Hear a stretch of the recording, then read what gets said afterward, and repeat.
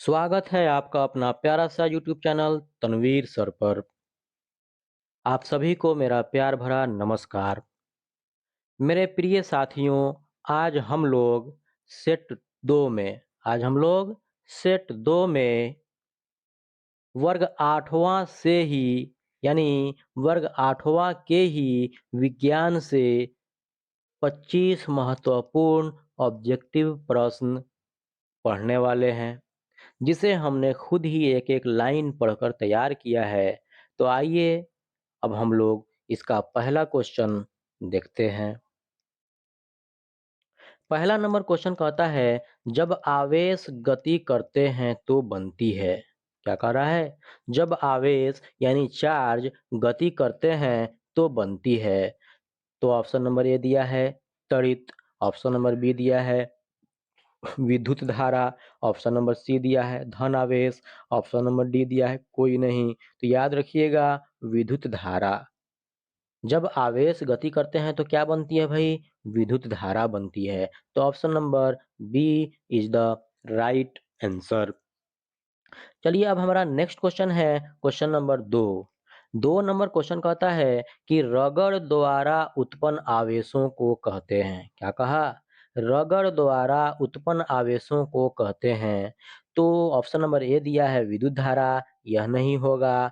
Option number B दिया है स्थिर आवेश, यही होगा। ऑप्शन नंबर बी स्थिर आवेश, तो option number B is the right answer. धन आवेश भी नहीं होगा, विद्युत आवेश भी नहीं होगा। अब स्थिर आवेश का मतलब दरअसल सुनिएगा यहाँ पे।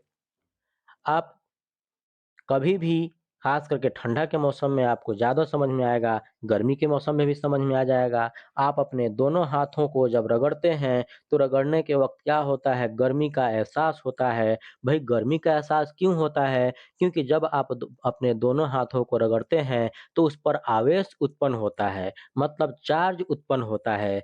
नहीं, जिसके वजह से गर्मी का एहसास होता है और वही जो उत्पन्न होता है आवेश रगड़ने से, वह स्थिर आवेश कहलाता है। चलिए अब हमारा नेक्स्ट क्वेश्चन है क्वेश्चन नंबर 3। 3 नंबर क्वेश्चन कहता है सजातीय आवेश एक दूसरे को करते हैं। क्या कह रहा है? सजातीय आवेश एक दूसरे को करते हैं। क्या करते हैं? तो सजातीय आवेश हमेशा याद रखिएगा, सजातीय आवेश एक दूसरे को विकर्षित करते हैं। सजातीय आवेश एक दूसरे को क्या करते हैं भई?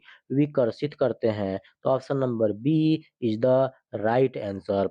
ये बात हमेशा याद रखिएगा, ये सजातीय है, अगर इसके जगह पर विजातीय दे देता, मतलब विजातीय आवेश एक दूसरे को करते हैं, तब आकर्षित होगा। क्योंकि विजातीय आवेश एक दूसरे को आकर्षित करते हैं, जबकि सजातीय आवेश एक दूसरे को क्या करते हैं भई? विकर्षित करते हैं, ये याद रखिएगा। चलिए अब हमारा नेक्स्ट क्वेश्चन है क्वेश्चन नंबर 4। 4 नंबर क्वेश्चन कहता है आवेश कितने प्रकार के होते हैं? आवेश का मतलब होता है चार्ज। तो याद रखिएगा आवेश 2 प्रकार के होते हैं। आवेश कितने प्रकार के होते हैं भई? 2 प्रकार के होते हैं। Option number B is the right answer. वह दोनों प्रकार जो होता है वह कौन-कौन होता है? तो एक ठो धन आवेश होता है और एक ठो ऋण आवेश होता है। क्या होता है भाई? एक धन आवेश होता है और एक ऋण आवेश होता है। मतलब 2 ठो होता है आवेश, 2 प्रकार के होते हैं, धन आवेश और ऋण आवेश। चलिए नेक्स्ट क्वेश्चन है क्वेश्चन नंबर 5। 5 नंबर क्वेश्चन कहता है निम्न में कृषि प्रधान देश है। निम्न में कृषि प्रधान देश है। तो भाई सबसे ऑप्शन देखते हैं इसमें ब्रिटेन। तो ऑप्शन नंबर ए ब्रिटेन सीधे-सीधे गलत हो जाएगा। ब्रिटेन में कृषि बहुत कम होता है, इसलिए यह गलत हो जाएगा। मतलब ऐसा देश बताइए जहाँ पे सबसे ज़्यादा कृषि होता है, खेती होता है, इसीलिए उसको कृषि प्रधान देश कहा जाता है। फिर भारत, तो ऑप्शन नंबर बी ही होगा। ऑप्शन नंबर बी में है भारत, तो भारत इसका क्या हो जाएगा? राइट आंसर हो जाएगा। क्योंकि भारत कृषि प्रधान देश है। अमेरिका भी नहीं होगा क्योंकि अमेरिका में भी नहीं होता है ज़्यादा खेती। फिर बिहार, तो बिहार इसलिए गलत हो जाएगा क्योंकि यहाँ देश पूछ रहा है और बिहार एक राज्य है। चलिए अब हमारा नेक्स्ट क्वेश्चन है क्वेश्चन नंबर 6। 6 नंबर क्वेश्चन कहता है हमारे जीवन की मूलभूत आवश्यकताएं हैं। हमारे जीवन की मूलभूत आवश्यकता क्या है भाई? जरूरियात। तो रोटी, कपड़ा और मकान, ये तो सब कोई जानता है भाई, डायलॉग है, फ़िल्म भी है, तो रोटी, कपड़ा और मकान सबको ज़रूरत है, इसलिए option number D is the right answer. है ना? कि रोटी, कपड़ा और मकान हमारे जीवन की मूलभूत आवश्यकता है। चलिए हमारा नेक्स्ट क्वेश्चन है क्वेश्चन नंबर 7। 7 नंबर क्वेश्चन कहता है, खेतों में उगाए जाने वाले उपयोगी पौधे कहलाते हैं। खेतों में उगाए जाने वाले उपयोगी पौधे क्या कहलाते हैं? तो खेतों में उगाए जाने वाले उपयोगी पौधे जो हमारे काम में आते हैं, उसको खरपतवार तो बिल्कुल ही नहीं कहते हैं, वो सीधे-सीधे गलत हो जाएगा।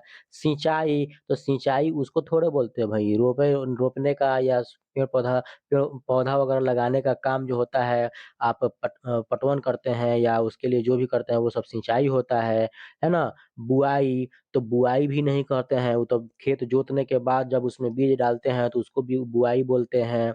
तो यहाँ आया ऑप्शन नंबर डी, फसल। ऑप्शन नंबर डी क्या है? फसल। तो फसल ही बोलते हैं उसको, तो option number D is the right answer हो जाएगा। खेतों में उगाए जाने वाले उपयोगी पौधे क्या कहलाते हैं? तो फसल कहलाते हैं। Option number D. चलिए अब नेक्स्ट क्वेश्चन देखते हैं, क्वेश्चन नंबर 8। 8 नंबर क्वेश्चन कहता है, वर्षा ऋतु में उपजाई जाने वाली फसल कहलाती है। मतलब वर्षा ऋतु में बारिश के समय में जो फसल उगाई जाती है, उसको क्या बोलते हैं? वह कौन-सा फसल है? तो भई वर्षा ऋतु में सिर्फ़ एक धान नहीं होता है, इसलिए गलत हो जाएगा। जायद नहीं होता है, गलत हो जाएगा। रबी नहीं होता है, गलत हो जाएगा। ऑप्शन नंबर डी, खरीफ। वर्षा ऋतु में उपजाई जाने वाली फसल कौन है? तो वह खरीफ कहलाता है, है ना? तो ऑप्शन नंबर डी हो जाएगा खरीफ। वर्षा ऋतु में उपजाई जाने वाली फसल क्या कहलाती है? खरीफ कहलाती है। खरीफ फसल कहलाती है वर्षा ऋतु में उपजाई जाने वाली, खरीफ। चलिए अब हमारा नेक्स्ट क्वेश्चन है क्वेश्चन नंबर 9। 9 नंबर क्वेश्चन कहता है कि मनुष्य अपने प्रारंभिक अवस्था में था। मतलब शुरू में जब इस धरती पर मनुष्य आया, तो मनुष्य जो है कह रहा है शुरुआती अवस्था में कैसा था? मनुष्य अपने प्रारंभिक अवस्था में कैसा था? तो बेरोज़गार कल भी था, आज भी है, इसलिए यह नहीं होगा। रोज़गार कल भी था, आज भी है, इसलिए यह भी नहीं होगा। आदिवासी कल भी था, आज भी है, इसलिए यह भी नहीं होगा। घुमंतु, तो option number D is the right answer. Option number D क्या होगा? इसका सही आंसर हो जाएगा घुमंतु, क्योंकि मनुष्य अपने आरंभिक अवस्था में कैसा था? घुमंतु था, घूमने वाला था, यहाँ से वहाँ से यहाँ। चलिए नेक्स्ट क्वेश्चन देखते हैं, क्वेश्चन नंबर 10। 10 नंबर क्वेश्चन कहता है कि मिट्टी को उलटने-पलटने की प्रक्रिया को कहते हैं, क्या कहा? मिट्टी को उलटने-पलटने की प्रक्रिया को क्या कहते हैं? तो खेत में जब आप जोतते हैं, जुताई करते हैं, तो मिट्टी क्या होता है? उलटता-पलटता है, तो वही कह रहा है मिट्टी को उलटने-पलटने की प्रक्रिया को क्या कहते हैं? तो जुताई कहते हैं। क्या कहते हैं भई? जुताई कहते हैं। तो ऑप्शन नंबर डी इसका क्या हो जाएगा? राइट आंसर हो जाएगा। सफाई भी नहीं होगा, सिंचाई भी नहीं होगा, बुआई भी नहीं होगा, उसको जुताई बोलते हैं। चलिए अब हमारा नेक्स्ट क्वेश्चन है क्वेश्चन नंबर 11। 11 नंबर क्वेश्चन कहता है, इनमें से पौधों की जड़ों तक पहुँचती है। भई इनमें से पौधों की जड़ों तक कौन पहुँचती है? तो भाई चूहा, यह तो गलत है, चूहा तो हर जगह पहुँच जाती है भाई। केंचुआ, केंचुआ भी नहीं, केंचुआ भी गलत हो जाएगा। केंचुआ का दूसरा काम होता है ह्यूमस, तो humus is the right answer. पौधों के जड़ों तक कौन पहुँचता है भाई? Humus. Option number C is the right answer, humus. Humus पौधों की जड़ों तक पहुँचती है। चलिए, ह्यूमस क्या होता है? उर्वरा शक्ति होता है। चलिए, हमारा नेक्स्ट क्वेश्चन है क्वेश्चन नंबर 12। 12 नंबर क्वेश्चन कहता है कि धान के बीज बोने के बाद क्या कह रहा है? धान के बीज बोने के बाद छोटे-छोटे निकले पौधों को कहते हैं क्या? मतलब धान के बीज बोने के बाद छोटा-छोटा जो पौधा निकलता है, उसको क्या कहते हैं? तो भई छोटा-छोटा पौधा निकलने की बात यहाँ पे की जा रही है, इसलिए फसल तो होगा नहीं। बीज बोने के बाद छोटा-छोटा पौधा निकला हुआ उसको फसल नहीं बोलेंगे और निकला हुआ बीज जो बीज बो दिया गया और छोटा-छोटा पौधा निकल गया तो उसको आप बीज कैसे कहिएगा? इसलिए यह भी गलत हो जाएगा, बीज भी नहीं होगा। और डी में दिया है सभी, तो सभी तो बिल्कुल ही नहीं होगा। एक बच जा रहा है ऑप्शन नंबर सी मोरी। क्या? मुड़ी नहीं, मोरी और मोरी का मतलब मोरी नाला नहीं। थोड़ा-सा ध्यान दीजिए, मोरी का मतलब नाला नहीं, है ना? मोरी, मोरी। जो धान का बीज बोने के बाद छोटा-छोटा जो पौधा निकल जाता है, मतलब रोपनी करने से पहले जो बीज जो निकल के जो छोटा-छोटा पौधा तैयार हो जाता है, रोपनी करने के लिए जो तैयार होता है पौधा, उखाड़ के ले जाया जाता है रोपनी करने के लिए, उसको क्या बोला जाता है? तो उसको मोरी बोला जाता है। तो ऑप्शन नंबर सी इसका राइट आंसर हो जाएगा। चलिए अब हमारा नेक्स्ट क्वेश्चन है क्वेश्चन नंबर 13। 13 नंबर क्वेश्चन कहता है कि खाद किन पदार्थों का मिश्रण है? क्या कह रहा है? खाद किन पदार्थों का मिश्रण है? तो बेकार अरे भाई बेकार पदार्थों का मिश्रण नहीं होता है। फिर कहा अकार्बनिक, नहीं, अकार्बनिक पदार्थों का भी मिश्रण नहीं होता है। कार्बनिक, जी।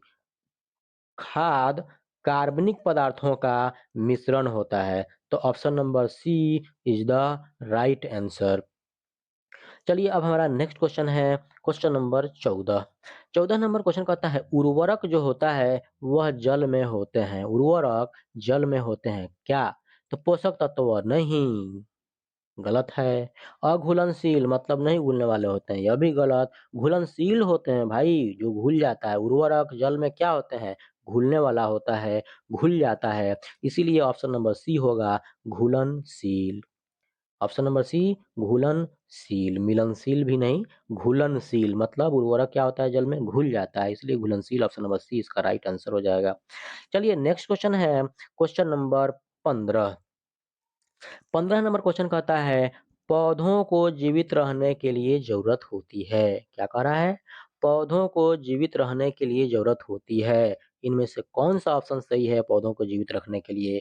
उर्वरक, तो यह गलत है। वह तो जीवित रहेगा तो उर्वरक अपना प्राप्त कर सकता है, बहुत सारा तरीका है। खाद, बिना खाद के भी पौधा जीवित रह लेगा, इसलिए यह भी गलत हो जाएगा। ऑप्शन नंबर सी दिया है जल। ऑप्शन नंबर सी दिया है जल। तो option number C is the right answer, क्योंकि पौधों को जीवित रखने के लिए जरूरत होती है वह क्या है? जल। जल के बिना पौधा नहीं हम कहते हैं हमारे लिए भी जल ही जीवन है, तो पौधों के लिए भी जल ही जीवन है। जल मिलेगा तो ही पौधा भी जीवित रह सकता है। तो ऑप्शन नंबर सी इसका जल हो जाएगा आंसर, कंपोस्ट भी नहीं होगा। चलिए अब हमारा नेक्स्ट क्वेश्चन है क्वेश्चन नंबर 16। 16 नंबर क्वेश्चन कहता है पौधों में लगभग जल होता है। पौधों में लगभग जल होता है, कितना प्रतिशत जल होता है पौधा में भाई? तो याद रखिएगा, पौधा में यहाँ ऑप्शन दिया है 90%, 80%, 50%, 10%। तो पौधों में लगभग 90% जल होता है। क्या? पौधों में लगभग 90% जल होता है, इसलिए इसका राइट आंसर हो जाएगा ऑप्शन नंबर ए 90%। चलिए अब हमारा नेक्स्ट क्वेश्चन है क्वेश्चन नंबर 17। 17 नंबर क्वेश्चन कहता है बलुई मिट्टी के लिए अत्यंत उपयोगी है। बलुई मिट्टी के लिए अत्यंत उपयोगी है मतलब बलुई मिट्टी के लिए इसमें से कौन ऐसा यंत्र है जो सबसे ज्यादा उपयोगी है? तो ऑप्शन नंबर ए दिया है छिड़काव यंत्र। भाई छिड़काव यंत्र ही सही है, सबसे ज्यादा उपयोगी है बलुई मिट्टी के लिए। Option number A is the right answer, क्योंकि बलुई मिट्टी पर जब आप पानी बलुई मिट्टी के लिए अत्यंत उपयोगी का मतलब ये कह रहा है कि यदि बलुई मिट्टी में खेती हो रही है तो वहां पर इसमें से सबसे ज्यादा उपयोगी कौन सा यंत्र है, कौन ऐसा विधि है? तो वह छिड़काव तंत्र है, क्योंकि उसमें जो पौधा लगा हुआ है उसको यदि आप पानी पटाते हैं, कितना हो पानी पटाइएगा तो वह बालू के द्वारा सोख लिया जाएगा, चला जाएगा नीचे, पौधा को तो मिलेगा नहीं। इसीलिए छिड़काव तंत्र जो है सबसे ज़्यादा उपयोगी होता है, क्योंकि छिड़कने से क्या है कि पौधा को उस तरह से पानी मिलता है और पानी नुकसान भी नहीं होता है। तो चलिए ऑप्शन नंबर ए छिड़काव तंत्र हो जाएगा 17 नंबर, यानी बलुई मिट्टी के लिए अत्यंत उपयोगी है छिड़काव तंत्र। अब हमारा नेक्स्ट क्वेश्चन है क्वेश्चन नंबर 18। 18 नंबर क्वेश्चन कहता है कि फलदार पौधों को पानी देने का सबसे अच्छा तरीका है, क्या कह रहा है? फलदार पौधों को फलदार पौधों को पानी देने का सबसे अच्छा तरीका है, वह है ड्रिप तंत्र। क्या है भाई? ड्रिप तंत्र is the right answer. Drip तंत्र में क्या होता है कि इस विधि के द्वारा उसमें बूंद-बूंद क पानी दिया जाता है। ड्रिप तंत्र के द्वारा क्या किया जाता है? पानी नुकसान नहीं होता है। इसलिए फलदार पौधों के लिए पानी देने का सबसे अच्छा तरीका है ड्रिप तंत्र। इसका राइट आंसर हो जाएगा। चलिए अब हमारा नेक्स्ट क्वेश्चन है क्वेश्चन नंबर 19। 19 नंबर क्वेश्चन कहता है, इनमें जल की कमी वाले क्षेत्रों के लिए एक वरदान है। क्या कहा? इनमें जल की कमी वाले क्षेत्रों के लिए एक वरदान है। कौन इसमें से चारों में से जो है जल जहाँ पे कम है, उस क्षेत्र के लिए एक वरदान है, तो वह ड्रिप तंत्र है भाई। ड्रिप तंत्र में अभी-अभी हमने बताया आपको कि बूँद-बूँद पानी गिरता है, जिसकी वजह से पानी ज़्यादा नुकसान नहीं होता है और पौधा भी पड़ जाता है, पौधे को भी पानी मिल जाता है। इसलिए ड्रिप तंत्र जो है, जल की कमी वाले क्षेत्रों के लिए एक वरदान माना गया है और एक वरदान है, वह ड्रिप तंत्र है। यानी जल की कमी वाले क्षेत्रों के लिए। Option number A is the right answer. जल की कमी वाले क्षेत्रों के लिए एक वरदान है कौन? तो ड्रिप तंत्र उसको हम बोलेंगे। उसमें पानी नुकसान नहीं होगा। ये हमेशा आप याद रखना भाई। चलिए अब हमारा नेक्स्ट क्वेश्चन है क्वेश्चन नंबर 20। 20 नंबर क्वेश्चन कहता है, इनमें सिंचाई के पारंपरिक तरीके हैं। क्या कह रहा है? इनमें सिंचाई के पारंपरिक तरीके हैं, तो वह चेन पंप है। क्या है भाई? वह चेन पंप है। इनमें सिंचाई के पारंपरिक तरीके यानी चेन पंप सिंचाई के पारंपरिक तरीके हैं। तो option number A is the right answer हो जाएगा इसका। छिड़काव तंत्र भी नहीं होगा, ड्रिप तंत्र भी नहीं होगा, सभी भी नहीं होगा। Option number A chain pump सिंचाई के पारंपरिक तरीके हैं। चलिए अब हमारा नेक्स्ट क्वेश्चन देखते हैं, क्वेश्चन नंबर 21। 21 नंबर क्वेश्चन है, खेतों में अवांछनीय पौधों को क्या कहते हैं? क्या कहा? खेतों में अवांछनीय पौधों को कहते हैं। अवांछनीय का मतलब ये हुआ कि भाई खेतों में पौधा तो लगाया जाता है, आप खेती करते हैं, तो गेहूँ का भी खेती किया जाता है, धान की भी खेती की जाती है, हर तरह का फसल बोया जाता है, फसल लगाया जाता है खेतों में। तो खेतों में पौधे जब लगाए जाते हैं, तो उस पौधों के साथ-साथ यानी हमारे फसल जो तैयार होते हैं, तो पहले तो पौधा ही होता है, तो उसके साथ-साथ बिना मतलब का भी पौधा उसमें उगाता है, बिना मतलब का पौधा जिसकी हमें आवश्यकता नहीं है, जिसकी वजह से हमारे फसल या हमारे पौधे जो है नुकसान होने लगते हैं। नहीं, जिसकी जो है हम छँटनी भी करते हैं, जिसको आम भाषा में सोहनी भी कहा जाता है, यानी खर जो होता है उसमें उसको निकाल दिया जाता है, फालतू-फालतू खर-पतवार जो होते हैं, उसको निकाल दिया जाता है। मतलब अवांछनीय होता है वह। ऐसा पौधा जो हमारे आवश्यकता नहीं है हमारे लिए उसकी आवश्यकता नहीं है, हमारे पौधों के साथ-साथ बिना मतलब के वह भी उग आते हैं, वह अवांछनीय पौधा होते हैं। मतलब उसको ही हम क्या कहते हैं? खरपतवार। वह क्या होता है भई? खरपतवार होता है। मतलब खेतों में अवांछनीय पौधों को क्या कहते हैं? खरपतवार कहते हैं, जो पौधों के साथ में मतलब हम जो खेती करते हैं, जो फसल बोते हैं, जो पौधा हम लगाते हैं, उसके साथ में बिना मतलब का फालतू-फालतू पौधा उग आता है, उसको ही हम खरपतवार कहते हैं। चलिए, अब हमारा यह तो बी नंबर इसका क्या हो जाएगा? राइट आंसर हो जाएगा खरपतवार। चलिए, अब हमारा नेक्स्ट क्वेश्चन है, क्वेश्चन नंबर 22। 22 नंबर क्वेश्चन है कि फसल के पकने के बाद क्या कहा? कि फसल के पकने के बाद उसे काटने की विधि को कहते हैं।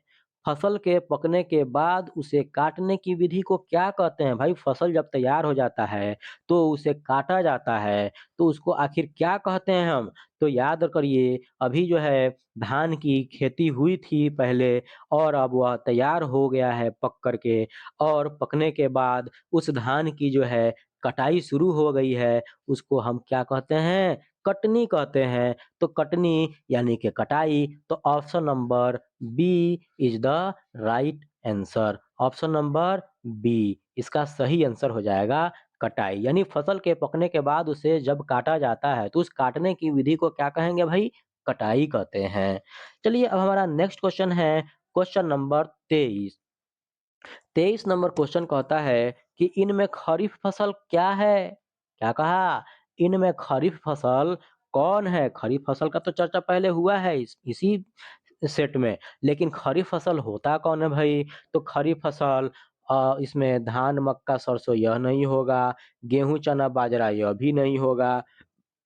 ऑप्शन नंबर सी इसका राइट आंसर हो जाएगा। ऑप्शन नंबर सी धान, मक्का, बाजरा। क्या? धान, मक्का और बाजरा खरीफ फसल कहलाते हैं। इसलिए option number C is the right answer. धान, मक्का और बाजरा।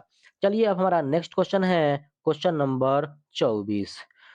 24 नंबर क्वेश्चन है रबी फसल की कटाई माह में की जाती है, मतलब रबी फसल की कटाई किस माह में की जाती है? तो सितंबर अक्टूबर में नहीं की जाती है, यह गलत है। जनवरी और मई में, यह भी गलत है। कहता है मार्च और अप्रैल। तो ऑप्शन नंबर सी इसका राइट आंसर हो जाएगा, क्योंकि रबी फसल जो होता है उसकी कटाई मार्च और अप्रैल में की जाती है।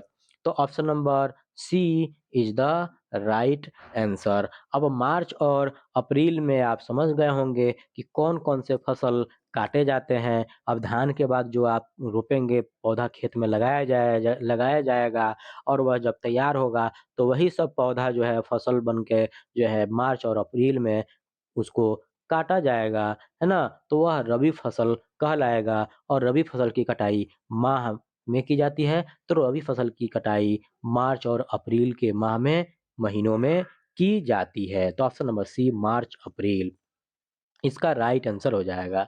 चलिए अब हमारा नेक्स्ट क्वेश्चन आता है क्वेश्चन नंबर 25। 25 नंबर क्वेश्चन कहता है कृषि विज्ञान के महान ज्ञाता थे। तो इस पर चर्चा करने से पहले हम आप लोगों से एक रिक्वेस्ट करेंगे कि मेरे प्रिय शिक्षक साथियों, मेरे दोस्तों, अगर आप लोगों को यह वीडियो अच्छा लगा हो तो मुझे मोटिवेट करने के लिए, मेरा हिम्मत बढ़ाने के लिए और मेरी मेहनत के लिए आप लोग कम से कम एक लाइक, एक कमेंट तथा एक सब्सक्राइब ज़रूर करिए। अगर आप चैनल पर नए हैं तो, इतना ज़रूर करिए आप।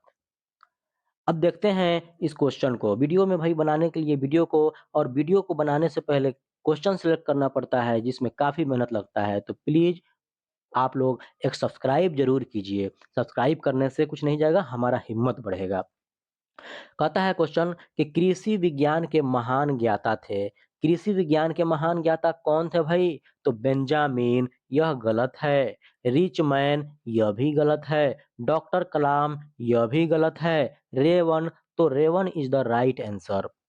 क्या? रेवन, ऑप्शन नंबर डी इसका क्या हो जाएगा? सही आंसर हो जाएगा। यानी रेवन कृषि विज्ञान के महान ज्ञाता थे। चलिए वीडियो को आखिरी तक देखने के लिए आप सभी का बहुत-बहुत धन्यवाद।